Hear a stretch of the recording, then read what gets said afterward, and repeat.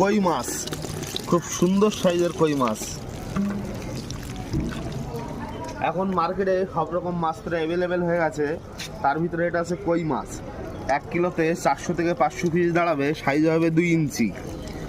এখন সব রকম সাইজের কই মাছ মার্কেটে পাওয়া যাচ্ছে। একটা ছোটো সাইজ, একটা হবে 1 কিলোতে 1000 থেকে 1100 পিস। 1 কিলোতে 1000 থেকে 1100 পিস হবে, সাইজে আছে 1.5 ইঞ্চি। দেশি শিঙি মাছ